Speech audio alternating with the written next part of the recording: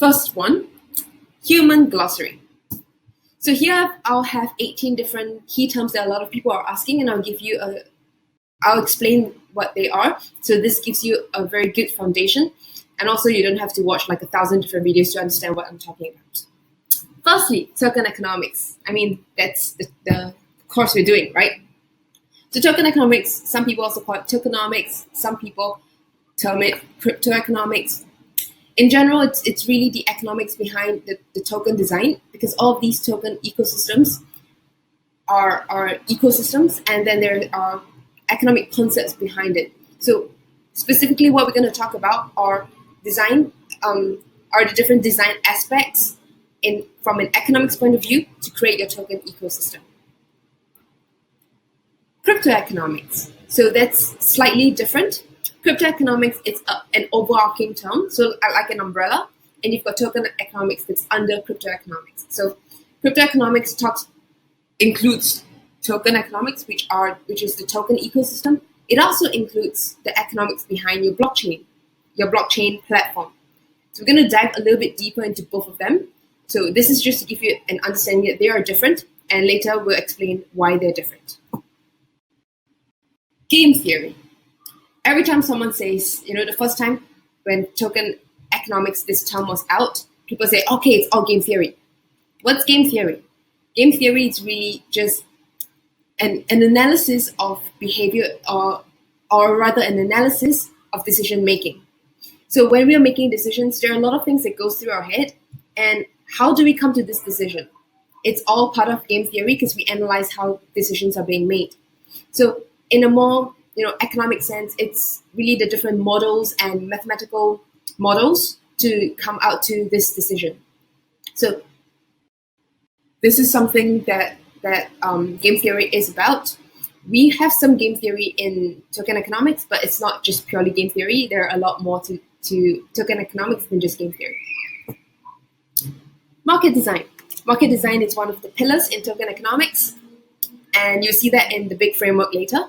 But market design is really defining the environment in which your token will exist, or your ecosystem, the environment of your ecosystem. So imagine if you're going to a market, if you're going to the market to buy something, you've got the sellers, you've got the buyers, you've got the products, you've got the space, the location. So we try to define those kind of things in the digital form, and we're going to look deeper into what market design consists of. It's really defining the environment of your ecosystem. The other pillar is mechanism design. So mechanism design is understanding the rules in the game.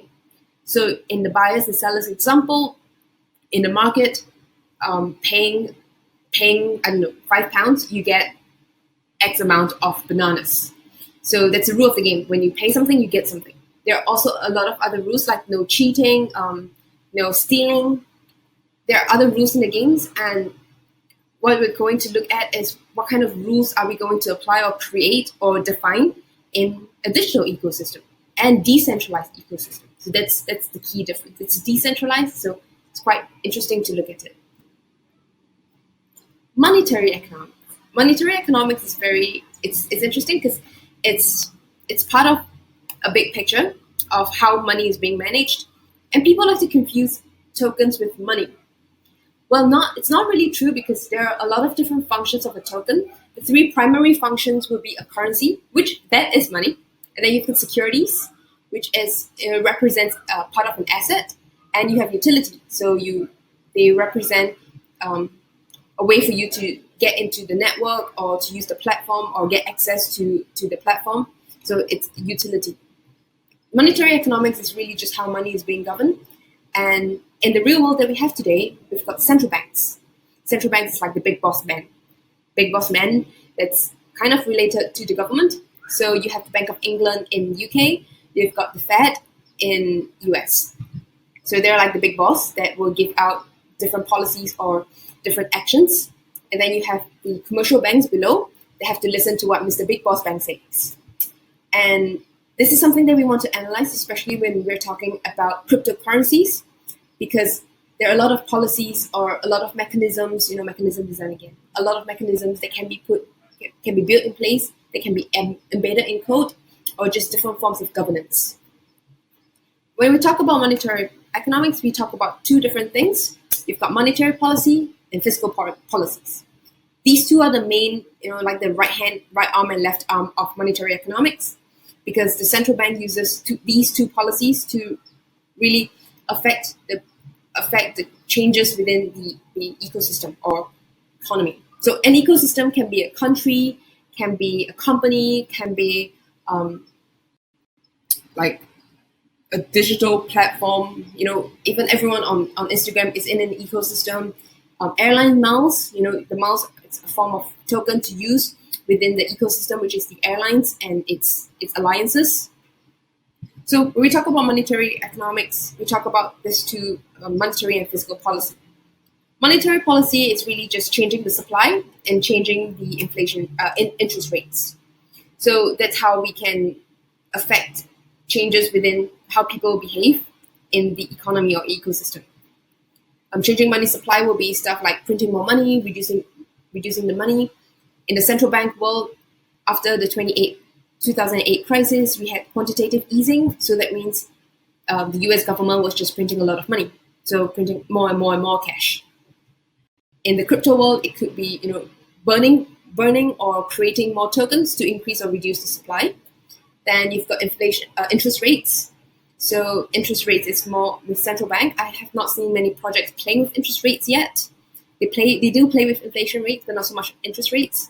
In the central bank world, interest rates, they reduce or increase the interest rates to incentivize people or disincentivize people to start spending within the economy.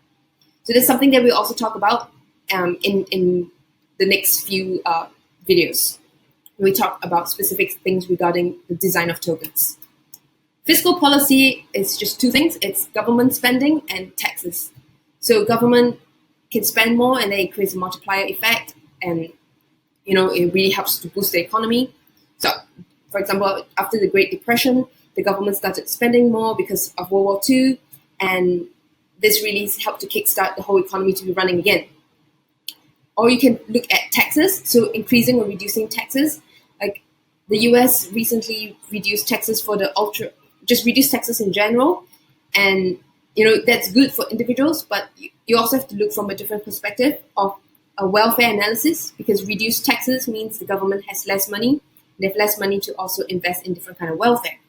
So this is something that it's very relatable to the real world, like the real physical world that we live in today. But there are also some links within the different ecosystem. So for example, in the system of Algorand, it's a blockchain platform. They're looking at how to spend this transaction fees. So transaction fees are the fees when the transaction is being validated. You have to pay the fee, and if you can think of it something like it's a tax, and the blockchain platform collects all of these taxes and these transaction fees. What do they do with that?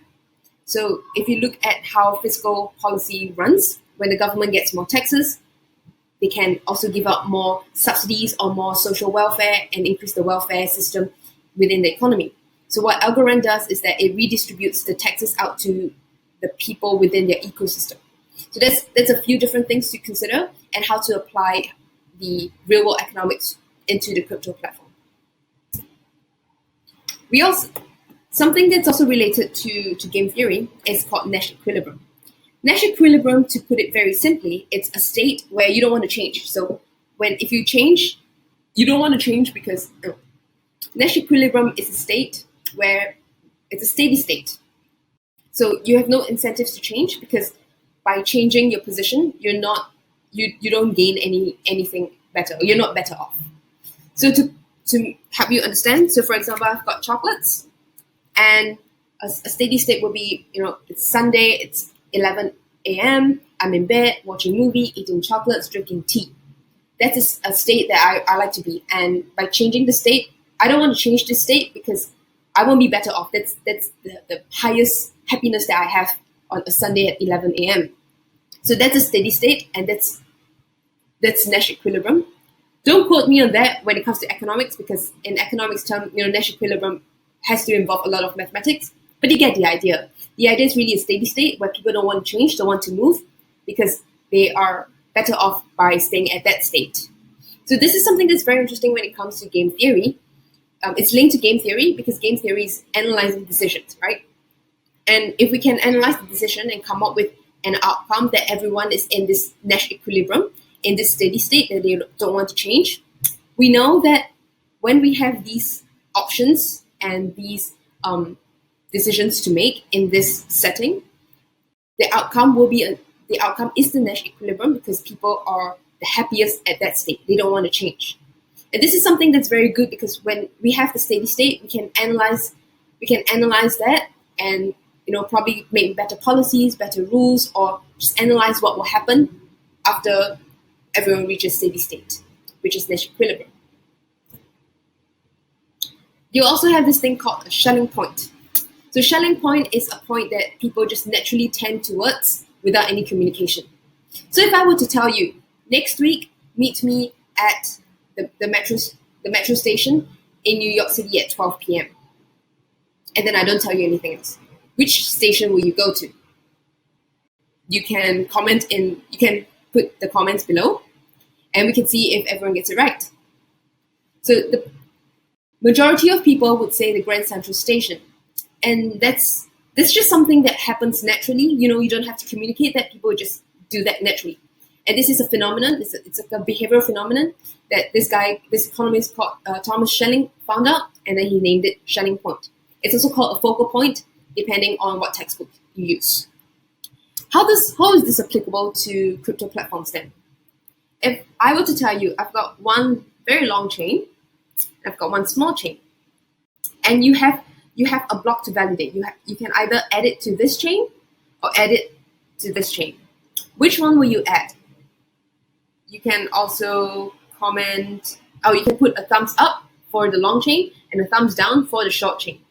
And we can collate that and see what's the outcome. So in general, I've done a few experiments with people and everyone will add to the long chain because it's something that seems more natural. Everyone has done that and it's something you just naturally tend towards. So this is Schelling point. And how can we use it to our advantage? We can use Schelling point because when we talk about decentralized or DLT, distributed ledger technology, it's decentralized and we need to get consensus by the majority.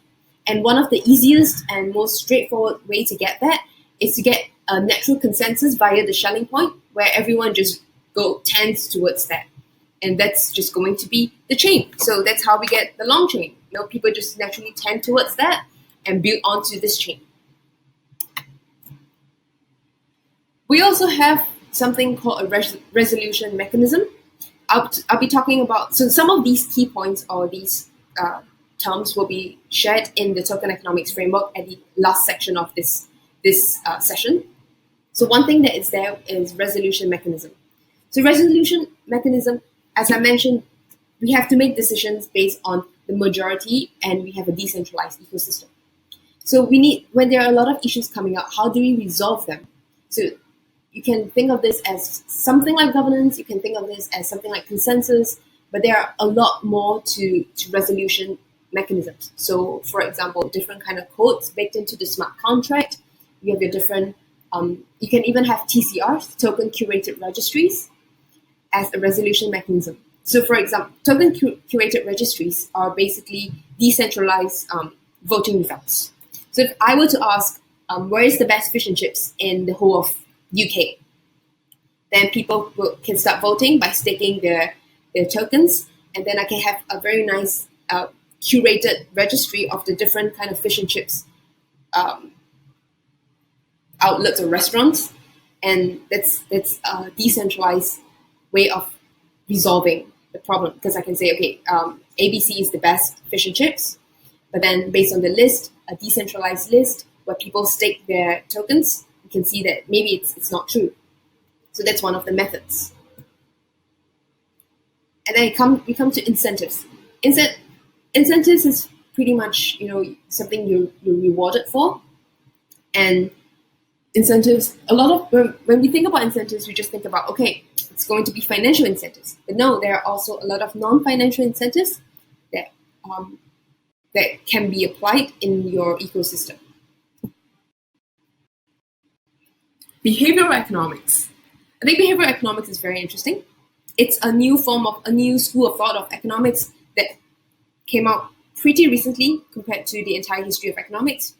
And it basically looks at analyzing how people behave. We like to assume that people are rational, but no, people are one of the most irrational beings in the world. And because of that, the decisions are quite different. So if we go back to Nash equilibrium and game theory, how people make decisions, we like to use mathematics and very logical numbers to get the outcome. But sometimes we don't always get the outcome because people's behavior, people's irrationality come into play. So this is something that we really have to consider when we are creating these ecosystems, because we don't have a central authority to really govern the ecosystem. And if people start behaving irrationally, like super reckless or just goes a little bit crazy, and they start having behaviors that is going against what the ecosystem wants, that might destroy the ecosystem. So having to consider your economic model from a behavioral economics point of view is important. Which brings me to the next thing: economic models. Economic models in economics, actually, we do a lot of modeling because the real world has too many variables, too many random inputs, and too many things is going on at the same time. It's very confusing. You can't analyze anything if things are changing all the time. So instead, we create models to model after what's happening outside and then try to analyze and improve the situation. So what has this got to do with token economics? What we're doing in token economics is really modeling an ecosystem, putting it into a mathematical format or whatever model format that you like, and try to model and understand what's the outcome based on the various inputs, or just understand how people behave. So one of the methods of modeling, of testing people do, is agent-based modeling. So if you have a system and then you model after the different kind of agents in your ecosystem, and then you see what kind of Nash equilibrium it can come up with. You can see just how people behave in general. So modeling helps us to understand how the system will be without investing too much to test them out in real life, or sometimes it's just not possible to test them out in real life. So we have economic models to simplify the very complicated things and just test them out. And then now we come to two different domains or areas of focus in economics. You have microeconomics and macroeconomics. So this is something that if you took economics class in school, this is the 101. It's really the micro and macro. Microeconomics is really how individuals behave. When something happens, what happens, and how would people individually react. Macroeconomics is when you aggregate all these individual behaviors together. So you just collate them together and create, just understand it from a big macro perspective. So from a higher level point of view, and this is where you don't just look at individual people, but you look at a collation of all the different actors. So all the different miners, all the different validators, all the different participants in your network, understanding how they behave, and considering that from a larger point of view. Then we have allocation mechanism. Allocation mechanism is just how you're going to allocate your different things. So here we're going to talk about distribution, how you're going to distribute things, how you're going to distribute your transaction fees, how you're going to distribute based on the different layers of governance, how are you going to maybe there's property rights that comes with securities, and how you're going to distribute property rights, or how you're going to distribute the licensing fee, and all that kind of things. So this is something that we're going to dive deeper into as well in the next few videos. And lastly, inflation. Inflation is something that it's an interesting thing to look at, because inflation is actually good, but too high inflation is not good, and too low inflation is not good. So you need to have the sweet spot. And in general, it's about 2.5 to 3% inflation for a country in general, where it's usually the sweet spot. So examples of very high, crazy inflation is Venezuela, that's happening right now, and you also have Zimbabwe. where they have hyperinflation. So inflation is basically, if I can buy this for £1, and suddenly because of different kind of quantitative easing in the monetary policy aspect, the Bank of England decides to print a lot of notes and a lot of pounds. So now my £1 becomes less value, and this becomes £1.50. So yesterday I bought this for £1, and today I bought this for £1.50. The chocolate did not change; it's the same chocolate. But what changed is the amount of money that I have to pay, and the extra money, the extra 50p that I have to pay, it's called inflation because now the same product requires more money to pay, or more tokens, or whatever. So inflation is something to consider, and it's a topic that's talked about quite a lot in the token design aspect, and we'll talk about these when these issues when we are at that stage. So that's Human Glossary.